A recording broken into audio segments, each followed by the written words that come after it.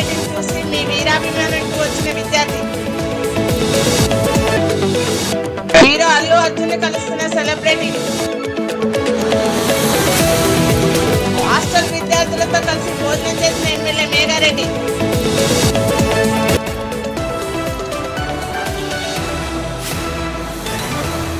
తెలంగాణలో 2 రోజుల పాటు గ్రూప్ 2 పరీక్ష జరుగుతుంది. మొదటి రోజు ప్రశాంతంగా పరీక్ష ప్రారంభమైంది. ఉదయం 10 గంటలకు నిర్వహించనున్న గ్రూప్ 2 పరీక్షకు నిమిషం నిబంధన దృష్ట్యా అభ్యర్థులు ముందుగానే పరీక్ష కేంద్రాలకు చేరుకున్నారు. మహిళా అభ్యర్థులకు మంగళసూత్రం, గాజులకు పర్మిషన్ ఇచ్చారు. మహిళా అభ్యర్థులను చెక్ చేసేందుకు ప్రైవసీ ఉండే విధంగా ఏర్పాటు చేసి చెక్ చేశారు. 783 పోస్టుల భర్తీకి group 2 notification Telangana public service commission ఇవ్వగా 5,51,847 మంది అభ్యర్థులు దరఖాస్తు చేసుకున్నారు. రాష్ట్ర వ్యాప్తంగా 58 రీజన్ కేంద్రాల్లో 1368 పరీక్షా కేంద్రాలను ఎగ్జామ్ నిర్వహణ కోసం ఏర్పాటు చేశారు. పరీక్షా కేంద్రాల వద్ద 144 సెక్షన్ అమలు చేశారు. పరీక్ష నిర్వహణకు 6,865 మంది పోలీసులతో భద్రత కల్పించారు. సీసీ కెమెరాలతో నిఘాలో పరీక్షలు జరుగుతున్నాయి.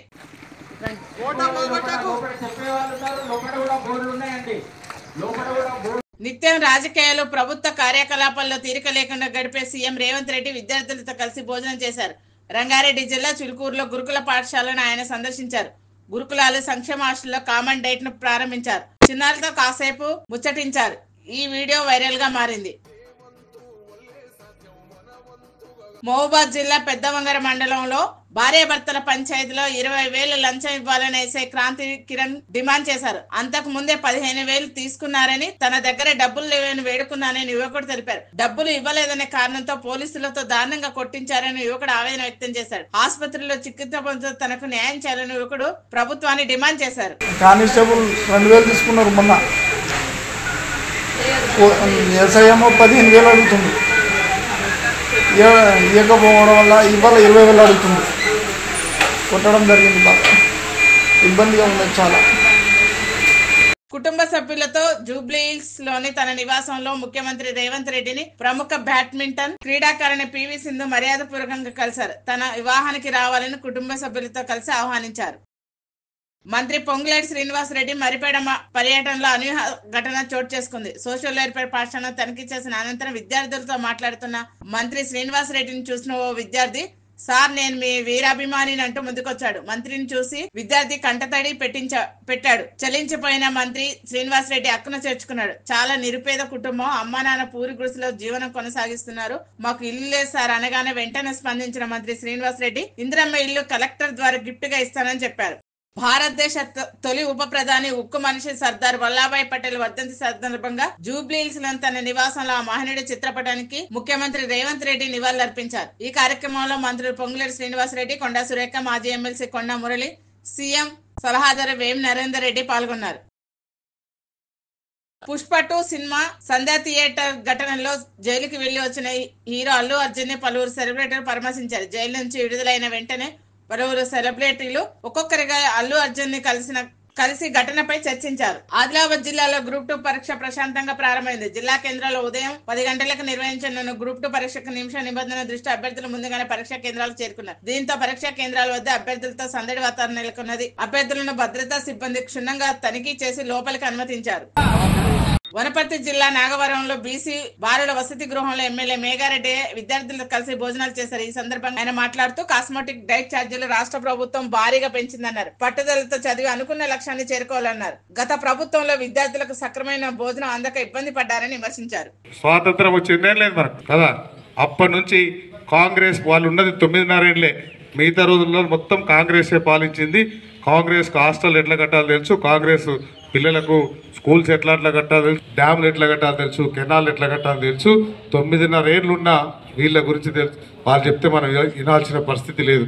దీంతోపాటు అక్కడున్న అమ్మా నాయనలు మన గెలిపించిన మీ బిడ్డ మేఘారెడ్డితో పాటు 65 మందిని గెలిపిస్తే 65 మందిని పోయి హైదరాబాద్ పోయి గౌరవ ముఖ్యమంత్రి రేవంత్ రెడ్డి గారిని ముఖ్యమంత్రి అయిన తర్వాత మొత్తం తెలంగాణ రాష్ట్రంలో ఎవ్వరు ఏమి ఇబ్బంది లేకుండా పనిచేయాలనే ఉద్దేశంతో మేము పనిచేసుకుంటూ పోతున్నాం.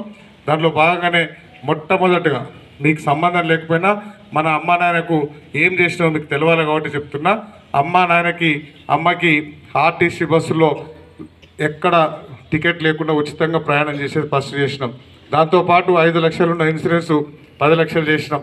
దాంతోపాటు మళ్ళా తెలంగాణ రాష్ట్రంలో కాంగ్రెస్ పార్టీ మన కుటుంబం ఇంట్లోకి వచ్చింది. ఇంట్లోకి ఎట్లా వచ్చిందంటే 200 యూనిట్లకే ఫ్రీ కరెంట్ ఇచ్చినాం, 0 బిల్ ఇస్తున్నాం, 500 రూపాయలకే సిలిండర్ ఇస్తున్నాం.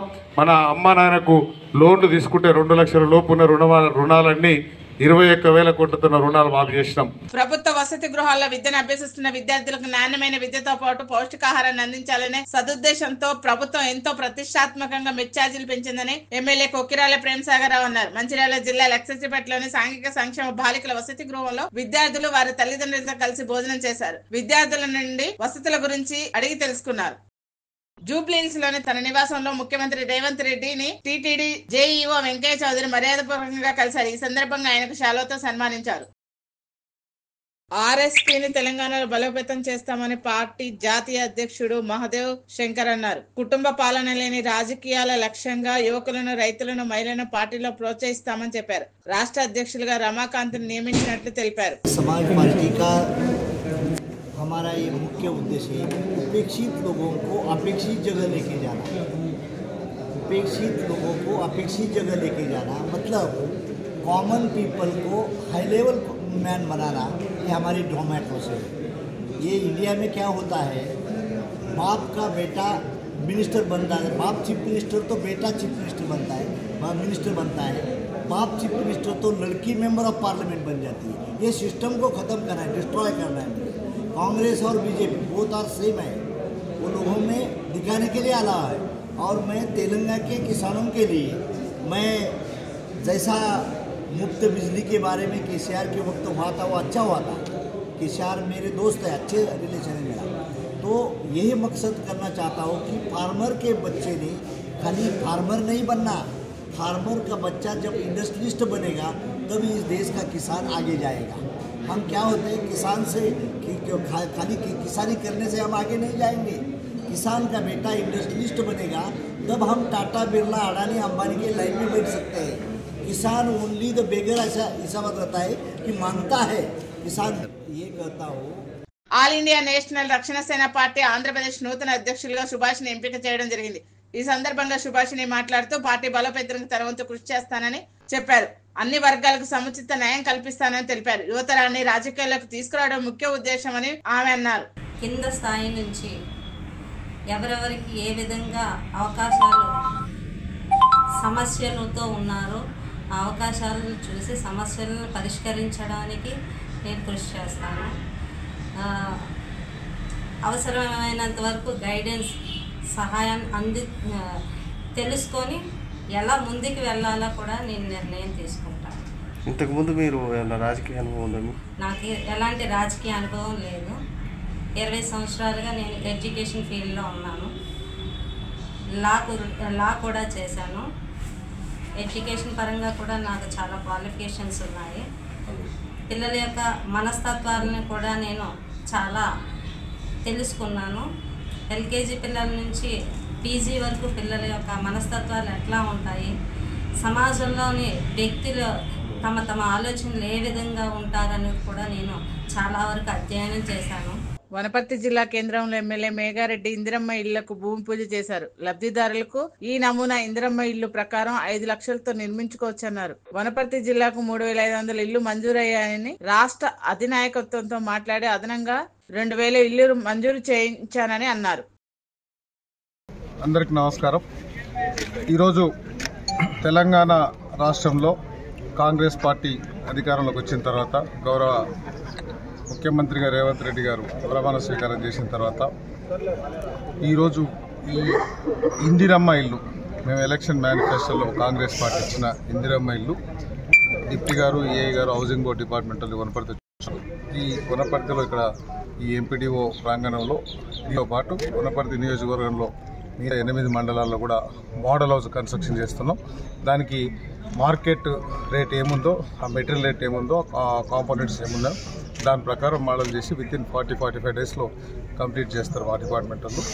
దాంతోపాటు తెలంగాణ ప్రజలకు, వనపర్తి ప్రజలకు మేము ఎలక్షన్ల ముందల పాలిటెక్నిక్ నామినేషన్ వేసిన రోజు కూడా కాంగ్రెస్ పార్టీ అభ్యర్థిగా నేను చెప్పినా మా ముఖ్యమంత్రి గారు చెప్పారు ఇందిరమ్మ ఇండ్లు ఇచ్చిన వాళ్ళందరూ కాంగ్రెస్ పార్టీకి మాకు వేయండి, డబల్ బెడ్రూమ్ ఇచ్చిన వాళ్ళంతా బీఆర్ఎస్ కోట్లు వేయాలని చెప్పినాం. సో ఇందిరమ్మ ఇండ్లు ఇంతకుముందు స్వాతంత్రం వచ్చినప్పటి నుంచి మొత్తం తెలంగాణ రాష్ట్రంలో మరీ ముఖ్యంగా వనపర్తిలో ఇందిరమ్మ ఇండ్లు చాలా ఇచ్చున్నాం. 9.5 ఏళ్లలో ప్రజలు చాలా కోల్పోయినారు, సొంత ఇంటి కళ చేయలేకపోయినా. అప్పుడున్న ముఖ్యమంత్రి కేసీఆర్ మీకు ఇంట్లో అర్జెంట్ డబుల్ బెడ్రూమ్ కావాలి, మీ ఇంటికి అత్తగారింటికి అల్లుడు సేడ పండుకున్నాలి, మేకనడ కట్టాలి, గొర్రెనడ కట్టాలి, బర్రెనడ కట్టాలి. 9.5 ఏళ్ళ అబద్ధాలు చెప్పి వాళ్ళన్నీ పోయిర్రు. మేము మాత్రం ప్రతి నియోజకవర్గానికి 3,500 ఇండ్లు. సో ఆ ఇండ్లకు సంబంధించిన ఈ మోడల్ చేస్తున్నాం. ఎస్సీ ఎస్టీలకైతే 6 లక్షలు, మిగతా కులాలకైతే 5 లక్షలు చొప్పున మేము ఇస్తున్నాం. ఒక డ్రాయింగ్ గీసేసి మోడల్ ఈ 5 లక్షలు అవుతుంది అనే దాని కోసమే ఈ మోడల్ చేస్తున్నాం.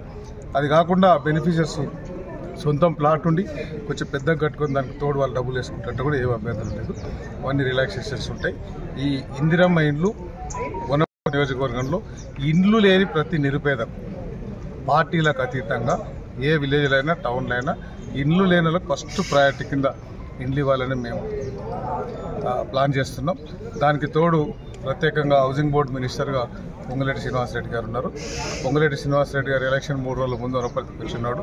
సో వనపర్తి ఆయనకు దత్తత కాన్స్టిట్యున్సీ కాబట్టి పాలేరు తర్వాత, కొడంగల్ తర్వాత, మధిర తర్వాత వనపర్తిని కొంచెం ఫస్ట్ ప్రయారిటీ కింద పెట్టి ఆ 3,500 కాకుండా 1,500, 2,000 ఇండ్లు ఎక్కువ ఇవ్వమని కోరుకున్నాం. ఆయన కూడా ఓకే అన్నాడు. సో ప్రత్యేకంగా ఆయనకు ధన్యవాదాలు.